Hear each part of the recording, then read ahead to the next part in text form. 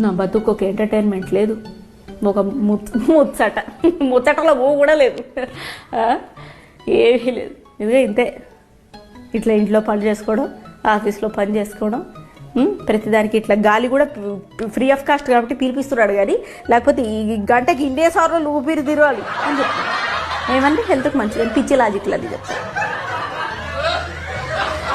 TV నేను చూసిందే లేదు. మా ఇంట్లో ఎక్విప్మెంట్స్ అన్నీ ఇట్లా ఉంటాయి. ఇప్పుడు ధైర్యం చేసి వాళ్ళు లేడు కాబట్టి కూర్చున్నా కానీ, లేకపోతే నా మొహం చూసారు అంత పేదగా ఉందా.